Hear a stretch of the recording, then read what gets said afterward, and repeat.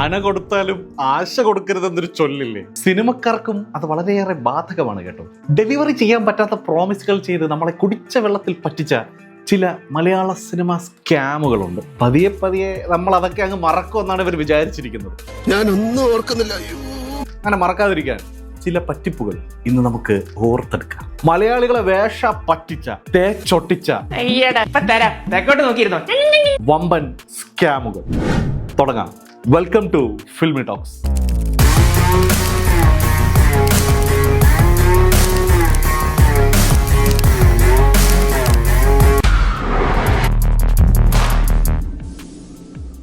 Gambler. ഈ പടത്തിനെ പറ്റി ഇപ്പോഴും സെർച്ച് ചെയ്താൽ സയൻസ് ഫിക്ഷൻ ത്രില്ലർ എന്നാണ് കാണിക്കുന്നത്. സൂപ്പർ ഹീറോ സയൻസ് ഫിക്ഷൻ ആണെന്ന് പറഞ്ഞ് പ്രൊമോട്ട് ചെയ്തു സിനിമ. ട്രെയിലർ വന്നപ്പോൾ അതിലാകെ രണ്ടേ ഷോട്ടാണ് സൂപ്പർ ഹീറോ സ്യൂട്ടിൽ നായകൻ ആൻസൺ പോൾ നിൽക്കുന്നതായി കാണിക്കുന്നത്.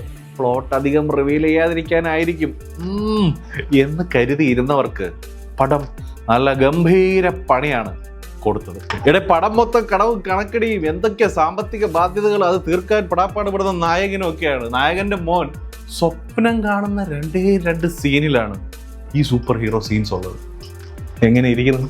കൊള്ളാം, നാടകം നന്നായി, നിന്റെ വേഷവും. ഇനി ആ സീൻ ഇല്ലെങ്കിലും സിനിമയെ അത് ഒരു തരത്തിലും ബാധിക്കൂല. അതായത് ഒരു സൂപ്പർ ഹീറോ സിനിമ എന്ന് പറഞ്ഞ് ആൾക്കാരെ പറ്റിക്കാൻ വേണ്ടിയിട്ട് രണ്ട് സീൻ നൈസായിട്ട് കുത്തിക്കയറ്റി, അതും സ്വപ്ന സീൻ. അച്ഛൻ പറഞ്ഞു ഇതിലും ഭേദം കട്ടപ്പാറയായി കക്കാൻ ഇറങ്ങുന്നതാണെന്ന്. പരസ്യങ്ങളിലൂടെ ക്ലെയിം ചെയ്യുന്ന കാര്യങ്ങൾ പ്രോഡക്റ്റിൽ ഇല്ലെങ്കിൽ നമുക്ക് കൺസ്യൂമർ കോർട്ടിൽ പോവാം. സൂപ്പർ ഹീറോ സയൻസ് ഫിക്ഷൻ എന്നൊക്കെ തള്ളിയിട്ട് വേറെ എന്തോ കഥ പടത്തിൽ കണ്ട നമ്മൾ എവിടെ പോവും? കൺസ്യൂമർ കോർട്ടിൽ പോകാൻ പറ്റൂടെ? പറ്റുമെന്നോണ് കേട്ടാ. അറിയാന്നുള്ളവരൊന്ന് കമന്റ് ചെയ്യും, നമുക്കൊന്ന് പോവാം. പൈസ തന്നെ അല്ലേ നമ്മളും എണ്ണി കൊടുക്കുന്നത്. ജോണർ മാറ്റി പറഞ്ഞ് നമ്മളെ തെറ്റിദ്ധരിപ്പിക്കുന്നത് അത്ര നിസ്സാര കാര്യമൊന്നുമല്ല. പടം ഔട്ട് വന്നപ്പോ മോശമായപ്പോ എന്നാ പിന്നെ ആൾക്കാരെ വേറെ എന്തെങ്കിലും പറഞ്ഞ് പറ്റിച്ച് നൈസായിട്ട് ആളെ കൂട്ടാമെന്ന് തീരുമാനിച്ചതുപോലെയാണ് ഗാംബ്ലർ. നല്ല നാണം കെട്ട പറ്റി.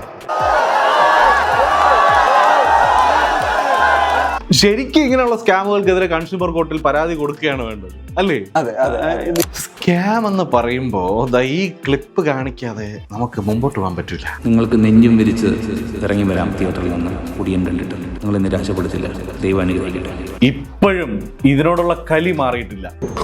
ഒടിയന്റെ ഹൈപ്പ് എന്നൊക്കെ പറഞ്ഞാൽ അജാതി ഒരു ഹൈപ്പ് വേറൊരു ലാലേട്ടൻ പടത്തിനും ഉണ്ടായിട്ടില്ല. ലാലേട്ടൻ പടത്തിനെന്നല്ല, മലയാളത്തിലെ വേറെ ഒരു സിനിമയ്ക്കും ഇന്നേ വരെ ഉണ്ടായിട്ടില്ല. കാരണം മറ്റൊരു ഡയറക്ടറും വാ തുറക്കുമ്പോഴൊക്കെ ഇങ്ങനെ തള്ളി നടന്നിട്ടില്ല. സിമ്പിൾ. വലിയ ആവേശമാണ് നാട്ടിലെല്ലാം ഒടിയൻ മാണിക്കിന്റെ വരവ് പ്രമാണിച്ചു. ഇതൊരു ആക്ഷൻ പടമാണ്, മാസ് പടമാണ്, ഫാൻസിനുള്ള ട്രീറ്റ് ആണെന്നൊക്കെ പറഞ്ഞത് റിലീസിന് ശേഷം പ്ലേറ്റ് മാറ്റിയത് ഒരു കാര്യം. ദേവാസുരത്തിൽ നരസിംഹപുത്രനായ മകനാണ് ഒടിയൻ. അങ്ങനെ പോയിട്ട് നിരാശപ്പെട്ടവരോട്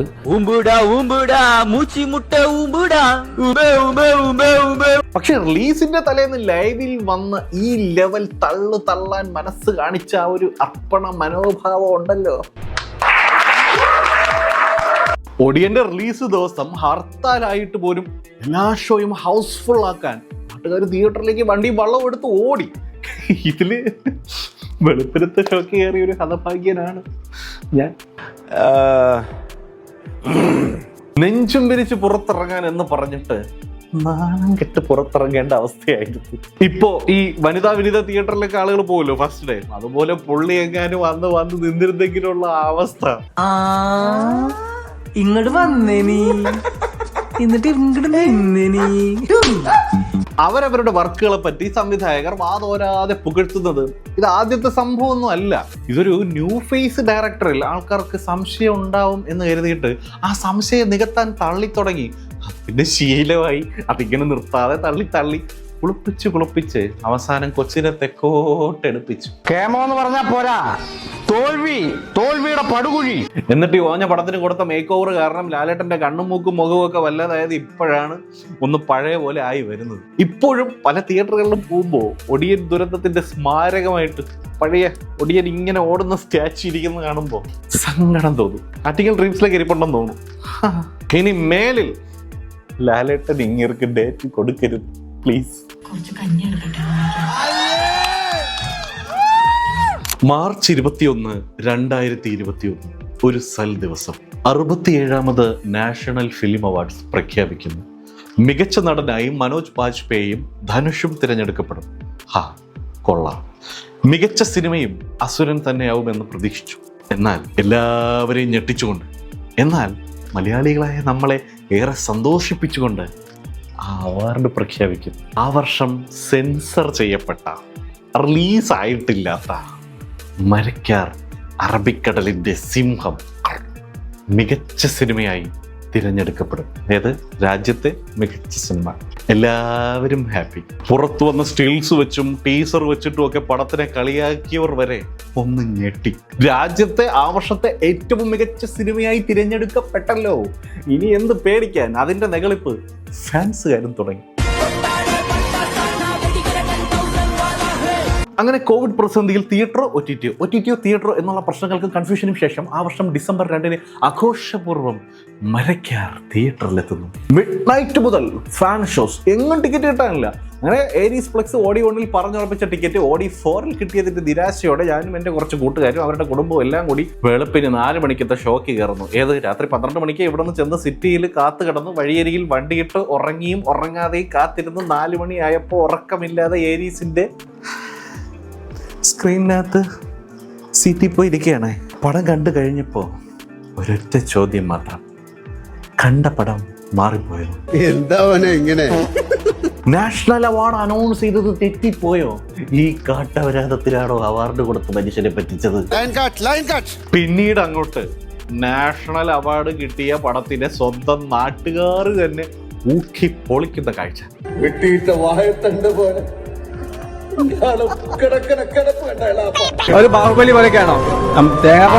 പിന്നല്ലേ അറിഞ്ഞത് ജൂറി മെമ്പർമാരിൽ ഒരാള് നമ്മുടെ ലാലേട്ടനായിരുന്നു. മൂക്കിലിട്ട മാത്തുക്കുട്ടി വായിക്കൂടെ വരും. എന്നാലും നാഷണൽ അവാർഡൊക്കെ വാങ്ങിച്ചെടുക്കുക എന്ന് പറഞ്ഞ ഈ പടവും വെച്ചിട്ട് കടുപ്പം തന്നെ. ഹലോ, ഇനി വേറൊരു അഡാറൈറ്റം ഉണ്ട്. കമ്മട്ടിപ്പാടം 4 മണിക്കൂർ അൺകട്ട് DVD കൊണ്ട് നടക്കാറുണ്ടായിരുന്നു മച്ചാനെ ഞാൻ ഈ പടം. ഇനി എനിക്കിത് വേണ്ട. തിയേറ്ററുകളിൽ നന്നായി ഓടിയ ശേഷം DVD ഇറങ്ങിയ കമ്മട്ടിപ്പാടം സോഷ്യൽ മീഡിയയിൽ കാട്ടുതീയായിരുന്നു. ഡീകോഡിങ്ങുകളും കിടിലൻ എഴുത്തുകളും ഒക്കെയായി, ഫാൻ തിയറികളും ഒക്കെയായി കമ്മട്ടിപ്പാടം ഒരു ഹോട്ട് ടോപ്പിക്കായി നിൽക്കുന്ന സമയത്താണ് ഡയറക്ടർ രാജീവ് രവി ആ ബോംബിടുന്നത്. കമ്മട്ടിപ്പാടത്തിന് ഒരു എക്സ്റ്റെൻഡഡ് വെർഷൻ ഉണ്ട്. 4 മണിക്കൂർ ലെങ്ത് ഉള്ള ആ ഡയറക്ടേഴ്സ് കട്ട് DVD വഴി നമ്മൾ ഇറക്കാൻ പോവുകയാണ്. ഡയറക്ടേഴ്സ് കട്ട്, എക്സ്റ്റെൻഡഡ് കട്ട് എന്നൊക്കെ ഹോളിവുഡ് സിനിമകൾക്ക് മാത്രം കേട്ട് പരിചയമുള്ള സിനി ഫെയിൽസ് ആയ മലയാളികൾ ഈ വാർത്ത കേട്ട് രോമാഞ്ചം കൊണ്ടു, ഹർമാദിച്ചു. ഞാനും ഇപ്പൊ ഉള്ളതിലും 1 മണിക്കൂർ എക്സ്ട്രാ. സംഭവം തള്ളല്ല എന്ന് തോന്നിപ്പിക്കുന്ന വിധം സണ്ണി വെയിനും ദുൽഖർ സൽമാനും ഉള്ളൊരു ജയിൽ ബാക്ക്ഗ്രൗണ്ട് സ്റ്റില്ലും ഒക്കെ ആ സമയത്ത് ഔട്ടായി. മെയിൻ വേർഷനിൽ ഇല്ലാത്ത ക്യാരക്ടേഴ്സ് ഉൾപ്പെടെ ഡയറക്ടേഴ്സ് കട്ടിൽ വരാൻ പോകുന്നു എന്നൊരു ഇത് കൂടിയായി. ഇന്നായിരുന്നെങ്കിൽ അത് AI എന്നെങ്കിലും പറയായിരുന്നു. ഒരു AI വോയിസ് ഇമിറ്റേറ്റിങ്ങിനും ബ്രില്യൻ എഡിറ്റിങ്ങിനും ഒന്നും എന്നെയോ എൻ്റെ കരിയറിനെ നശിപ്പിക്കാൻ. കൃഷ്ണന്റെ ജയിൽ സീനുകൾ കൂടുതൽ കിട്ടും എന്നൊക്കെ പറഞ്ഞ് അത് ബേസ് ചെയ്ത് ഫിക്ഷണൽ എഴുത്തുകളും ഫാൻ തിയറികളും ഒക്കെ സിനിമാ ഗ്രൂപ്പുകളിൽ പറന്നു. പിന്നെ വർഷം 1 2 3 പലതായി. 4 മണിക്കൂർ കമ്മട്ടിപ്പാടത്തെ പറ്റി 4 കൊല്ലം കഴിഞ്ഞിട്ടും യാതൊരു അറിവുമില്ല. ഇടയ്ക്ക് ഡബ്ബിംഗ് നടക്കുകയാണ്, ഉടനെ വരും എന്നൊരു സ്റ്റേറ്റ്മെന്റ് വന്നതൊഴിച്ചാൽ പിന്നൊന്നും വന്നില്ല. ഡബ്ബിംഗ് കഴിഞ്ഞ് വരാൻ പോകുന്നു എന്ന് പറഞ്ഞ് നമ്മൾ വീണ്ടും സന്തോഷിച്ചു. വർഷം 10 കമ്മട്ടിപ്പാടം എക്സ്റ്റെൻഡഡ് കട്ട് കാണാൻ തോന്നിയത് കമ്മട്ടിപ്പാടം 2 തവണ കണ്ട് സ്മൃതി അടയാനേ നമുക്ക് നിവൃത്തിയുള്ളൂ. എന്തൊരു സ്കാം! വിശന്ന് നിന്നവനെ പിടിച്ചിട്ട് ചോറ് തരാമെന്ന് പറഞ്ഞ് വിളിച്ചു വരുത്തി വന്നപ്പോ ചോറും ഇല്ലൊരു പറയത്തില്ല. അങ്ങനത്തെ ഒരു ഇടപാടായിപ്പോയി ഈ 4 മണിക്കൂർ DVD സ്കാം. രോമാഞ്ചം. ക്ലൈമാക്സ്. ഒരു പ്രോപ്പർ ക്ലൈമാക്സ് ഇല്ലാതെ, കഥയിലെ ഒരുപാട് ചോദ്യങ്ങൾക്ക് ഉത്തരം തരാതെ ഇതൊന്നും ഒറ്റപ്പടത്തിൽ ഒതുങ്ങില്ല, ഞങ്ങൾ സെക്കൻഡ് പാർട്ടുമായിട്ട് വരുന്നു എന്ന് പറഞ്ഞ് പോയ ഒരു പോക്കാണ്. തിയേറ്ററിൽ ചിരിപ്പൂരം തീർത്ത രോമാഞ്ചം. സിനിമ അവസാനിക്കുന്നത് ഒരു കിടിലൻ സസ്പെൻസിലാണ്. സെക്കൻഡ് പാർട്ടിന് വേണ്ട കിടിലൻ സെറ്റപ്പ് അവിടെ റെഡിയാണ്. അടുത്ത പാർട്ടിൽ നീ എന്തൊക്കെ പുകലായിരിക്കും കാണാൻ പോകുന്നതെന്ന ആകാംക്ഷയുടെ മുൾമുനയിൽ നമ്മളെ നിർത്തിക്കൊണ്ട് അവസാനിപ്പിച്ച സിനിമ.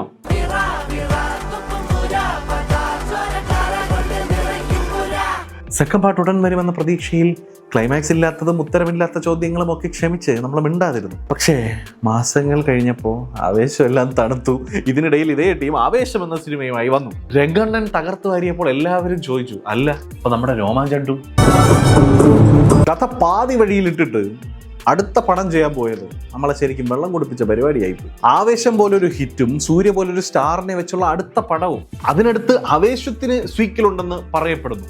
ആ ലെവലിൽ പോയ ജിത്തു മാധവൻ ഇനി വീണ്ടും ഇറങ്ങി വന്ന് രോമാഞ്ചം 2 ചെയ്ത് നമ്മളെ രോമാഞ്ചം കൊള്ളിച്ച് സമാധാനപ്പെടുത്തുമെന്ന് തോന്നുന്നുണ്ടോ? അതൊക്കെ ഇരിക്കത്തേ ഉള്ളൂ. പടം ഹിറ്റാക്കാൻ വേണ്ടി ഒരു സീക്വൻസ് കുത്തി കയറ്റി നമ്മളെ പറ്റിച്ച വെറും ഒരു രോമാഞ്ച സ്കാം. ഈ സീക്വൽ സ്കാമുകളെ പറ്റി പറഞ്ഞാൽ ഈ വീഡിയോ ഒരു സിനിമയ്ക്കുള്ള ലെങ്ത് ആവും. അതിനും മാത്രമുണ്ട് ക്ലൈമാക്സ് കിട്ടാത്തതും ഉത്തരം കിട്ടാത്തതുമായ ചോദ്യങ്ങൾക്കെല്ലാം സെക്കൻഡ് പാർട്ടിൽ വരാം എന്ന് പറഞ്ഞിട്ട് ഓടിക്കളഞ്ഞ ഒരു കൂട്ടം സിനിമകൾ. ഞാൻ പോയി വരട്ടെ മക്കളെ, 2-ാം തീയതി വരാം. ഏത് മാസം? എല്ലാ മാസവും 2-ാം തീയതി ഉണ്ടല്ലോ. എന്നാലും കൂട്ടത്തിലെ കൊമ്പനെ നമുക്ക് മെൻഷൻ ചെയ്യാതിരിക്കാൻ പറ്റില്ലല്ലോ. ഇത്തരം സ്കാമുകളുടെ സെക്കൻഡ് പാർട്ട് സ്കാമുകളുടെ തന്ത. ഇത്തവണ ഈ സിനിമയിൽ പ്രോപ്പർ ക്ലൈമാക്സ് ഒക്കെ ഉണ്ടായിരുന്നു. നായകൻ പൃഥ്വിരാജ് ആണല്ലോ. പുള്ളി പടത്തിന്റെ പാതി ലെങ്തേ ഉള്ളൂ. അതിലൊന്നും ആ ക്യാരക്ടറിന്റെ ബാക്ക് സ്റ്റോറിയും അയാളുടെ കാരണങ്ങളും ഒന്നും കൊടുത്ത് ഡെപ്ത് ഉണ്ടാക്കാനുള്ള സമയമില്ല. അല്ലെങ്കിലേ പടം നല്ല ലെങ്ത് ഉണ്ട്. അവൻ എന്ത് ചെയ്യും? വേറൊന്നുമില്ല, റാൻഡമായി ചില സീൻസ് ഷൂട്ട് ചെയ്ത് ആ ക്യാരക്ടറിന് എന്തൊക്കെയോ കാര്യമായിട്ട് സംഭവിച്ചിട്ടുണ്ട്. ആ കഥ സെപ്പറേറ്റ് പറഞ്ഞാലേ ശരിയാവൂ എന്ന വിധത്തില് പടത്തിന് ലാസ്റ്റ് ഒരു ടീസർ അങ്ങ് ഇറക്കി വിട്ടു. കണ്ടവരൊക്കെ സീക്വൽ വരും, അതൊക്കെ ഇരിക്കത്തേ ഉള്ളൂ. സീക്വൽ വരുമെന്ന് അവരും തള്ളിവിട്ടു. ടീസറിൽ കണ്ട ആ ബോംബ് ബ്ലാസ്റ്റ് സീനും ഇൻട്രോഗേഷൻ സീനും ഒന്നും പടത്തിലില്ല. അവിടെ അത് കണ്ടിട്ടാണ് നമ്മൾ തിയേറ്ററിൽ പോകുന്നത്. ആ സീനൊന്നും പടത്തിലില്ല. അത് തന്നെ ഒരു വലിയ സ്കാം. ഒടുവിൽ ഈ 2 എവിടെ ചോദിച്ച് സഹി കെട്ടപ്പോ സുരാജ് വെഞ്ഞാറമൂട് ഉള്ള സത്യം പറഞ്ഞു. ഇവർ പറയുന്ന പോലെ ഒരു സീക്വലും വരാൻ പോകുന്നില്ല, ഒരു മുണ്ണാക്കും വരാൻ പോകുന്നില്ല. പിന്നെ ആ ക്ലൈമാക്സ് മൊണ്ടാക്കി കാണിച്ച് നിങ്ങളെ പറ്റിച്ചതാണെന്ന് പുള്ളി പറയാതെ പറഞ്ഞു. നിങ്ങളെയല്ല, നമ്മളെ ചുമ്മാ ആൾക്കാരെ പറ്റിക്കാൻ ഓരോ ഉടായ്പ. ലജ്ജാവഹം. അടുത്തത് മറ്റൊരു ഹൈപ്പ് സ്കാമാണ്. ലിജോ ജോസ് പെല്ലിശ്ശേരിയും ലാലേട്ടനും ഒന്നിക്കുന്നു എന്ന് കേട്ടപ്പോൾ തന്നെ ഫാൻസ് പ്രതീക്ഷിച്ചത് ഒരു താട്ടുപൊളിപ്പൻ മാസ് പടമാണ്. ഇൻട്രോയ്ക്ക് തിയേറ്റർ കുലുങ്ങും, കണ്ടമടി ഓടുമെന്നൊക്കെ അണിയറ പ്രവർത്തകരെ വച്ച് കീച്ചി. ലാൽ സാറിന്റെ ഇൻട്രൊഡക്ഷനിൽ ശരിക്കും തിയേറ്റർ കുലുങ്ങും. പോരാത്തതിന് ഇതിന്റെ ടീസറും പ്രൊമോഷണൽ മെറ്റീരിയൽസും കണ്ടപ്പോൾ ഇവർ action packed fan boy feast തന്നെ ആയിരിക്കും എന്നൊരു തോന്നൽ ബോധപൂർവം ഉണ്ടാക്കിയെടുത്തു. ലിജോയുടെ ഒരു ക്ലാസ് ആക്ഷൻ മാഗ്നം ഓപ്പസ് ആണ് എല്ലാവരും പ്രതീക്ഷിച്ചത്. അങ്കമാലി ഡയറീസിന് ശേഷം മാസ് ആക്ഷനിൽ നിന്ന് വിട്ടുനിന്ന ലിജോയുടെ തിരിച്ചുവരവാകും ഇതെന്ന് എല്ലാവരും പ്രതീക്ഷിച്ചു. റിലീസിന്റെ തലേന്ന് വന്ന ടീസറും ഫാൻസ് പ്രതീക്ഷിക്കുന്ന പോലൊരു മാസ് പടമാണ് ഇതെന്ന സൂചന തരുന്നതായിരുന്നു. പക്ഷേ പുലർച്ചെയുള്ള ഫാൻ ഷോയ്ക്ക് ടിക്കറ്റ് എടുത്ത് തിയേറ്ററിൽ കയറിയവർ കണ്ടത് ലിജോയുടെ ഒരു സ്ലോ പേസ്ഡ് ആർട്ട് ഹൗസ് പരീക്ഷണ ചിത്രമായിരുന്നു. മാസ് കാണാൻ വന്നവർക്ക് മുന്നിൽ സ്ലോ മോഷനും ഫിലോസഫിയും വിളമ്പിയപ്പോൾ അത് വലിയൊരു പറ്റിപ്പായി പോയി. റിലീസിന് ശേഷം ലിജോയ്ക്ക് നേരിട്ട് ഇറങ്ങേണ്ടി വന്നു. നിങ്ങൾ പ്രതീക്ഷിച്ചു കൂട്ടിയതിന് ഞാനെന്ത് ചെയ്യാൻ എന്നുള്ള അർത്ഥത്തിൽ. റിലീസിന് മുമ്പ് ആ ഒരു ലൈനിലായിരുന്നില്ലേ മാർക്കറ്റിംഗ് നടന്നത്. സ്ലോ പേസ് പടം ചെയ്യുന്നത് തെറ്റൊന്നുമല്ല, നല്ല കാര്യം തന്നെയാണ്. പക്ഷേ ഒന്ന് ഓഫർ ചെയ്തിട്ട് മറ്റൊന്ന് കൊടുക്കാൻ പാടുണ്ട്. ഇങ്ങനെ ഒരു സിനിമ ആയിരുന്നെങ്കിൽ പിന്നെന്തിന് ഫാൻ ഷോസ് നടത്തണം? അപ്പോ KTA ഹൈപ്പിനുള്ള ഇനിഷ്യൽ മാക്സിമം പിഴിയാൻ നോക്കി.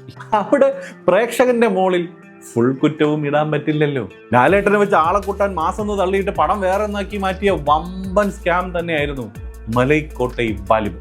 വാലിബൻ ഇഷ്ടമുള്ളവർ പോലും സമ്മതിക്കും ഈ പടം പ്രൊമോട്ട് ചെയ്തത് തെറ്റായിട്ടാണെന്നുള്ളത്. നമ്മളൊരു സിനിമയുടെ ജോണർ എന്താണ്, അല്ലെങ്കിൽ പ്രേക്ഷകര് എന്ത് പ്രതീക്ഷിച്ചാണ് വരേണ്ടതെന്നുള്ള രീതിയിൽ വേണം സിനിമ പ്രൊമോട്ട് ചെയ്യാൻ.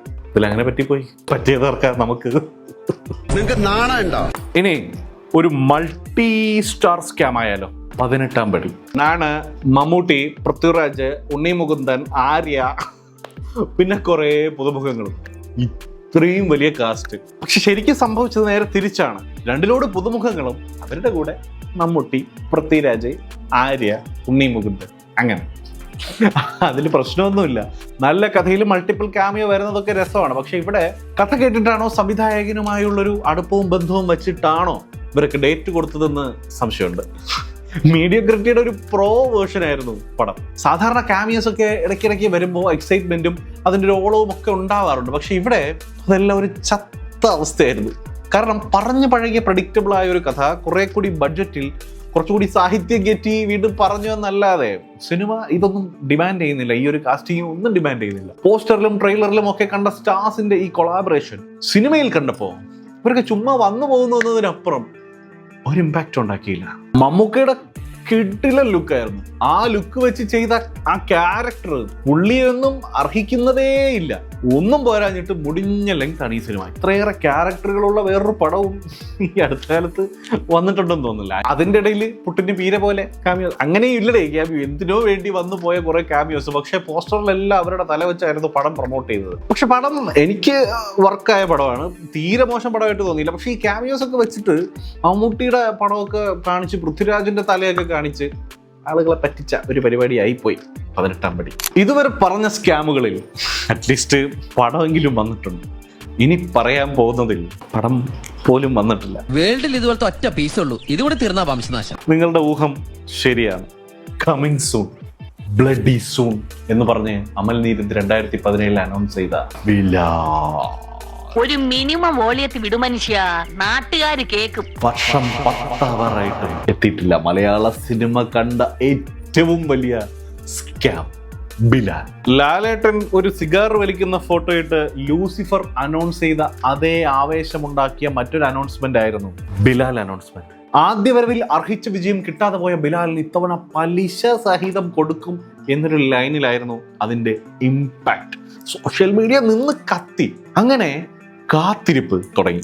ബിലാൽ സ്ലോ മോഷനിൽ നടന്നിങ്ങെത്താൻ ഇത്തിരി ടൈം എടുക്കുമെന്നൊക്കെ ആദ്യം ചളിയടിച്ച് സമാധാനപ്പെട്ടു. പിന്നെ അമൽ നീരദ് ബിലാൽ ഒഴികെ ബാക്കി എല്ലാം ചെയ്യുന്നത് കണ്ട് ആൾക്കാർ ചോദിക്കാൻ തുടങ്ങി. എന്തെങ്കിലും ഒരു ക്ലാരിറ്റി തന്നത് മനോജ് കെ ജയനാണ്. പടം തുടങ്ങാനിരുന്നപ്പോഴാണ് ലോക്ക്ഡൌൺ ആയതെന്ന് അദ്ദേഹം പറഞ്ഞു. കൊറോണ എന്നൊരു സാധനം വന്നു കയറി കേരളത്തിൽ അത് പടർന്നു പിടിക്കുന്നു.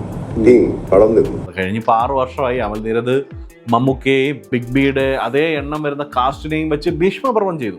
പുള്ളി വിചാരിച്ചാൽ ബിലാൽ നടത്തിയെടുക്കാൻ വലിയ പാടൊന്നും ഇല്ല എന്നാണ് എനിക്ക് തോന്നുന്നത്. കുറഞ്ഞ പക്ഷം ഇങ്ങനൊരു പടം പ്രതീക്ഷിക്കേണ്ട എന്നെങ്കിലും പറയേണ്ട ഒരു ബാധ്യത അദ്ദേഹത്തിനുണ്ട്. അനൗൺസ് ചെയ്ത് ആശ കൊടുത്തിട്ട് ഇങ്ങനെയിട്ട് തേക്കുന്നതിനൊരു പരിധിയില്ലേ. പാവം മമ്മൂക്ക ഫാൻസ് ആണെങ്കിൽ ബിലാൽ വരും, ബിഗ് ബി വരും എന്ന് പറഞ്ഞ് കാത്തിരുന്നിട്ട് അവർക്ക് കിട്ടുന്നത് ആകപ്പാട് ആവനാഴിയും അമരവും 4K റിലീസ്. പുതിയ ബിലാൽ വരുന്നത് പോട്ടെ, പഴയ ബിലാലിന്റെ എങ്കിലും ഒരു റിലീസിൽ വീണ്ടും ഗ്രാൻഡ് ആയിട്ട് കാണാനുള്ളൊരു യോഗം പോലും നമുക്കൊന്നുമില്ല. വെറും വാഗ്ദാനം കിട്ടുകയല്ല. അതുകൂടെ മനസ്സിലായില്ലേ? ഓക്കെ, അപ്പൊ ഇതൊക്കെയാണ് മലയാള സിനിമയിലെ ചില വമ്പൻ സ്കാമുകൾ, നമ്മളെ പറഞ്ഞു പറ്റിച്ച ചില സിനിമകൾ. ഇനിയും ഇതുപോലെ ഒരുപാട് സിനിമകൾ, ഒരുപാട് സ്കാമുകളുമുണ്ട്. നിങ്ങൾക്ക് തോന്നുന്ന അത്തരം സിനിമകളും സംഭവങ്ങളും കമന്റിൽ പറയുക. മറ്റൊരു ഇൻട്രസ്റ്റിംഗ് വീഡിയോയുമായി വീണ്ടും വരാം.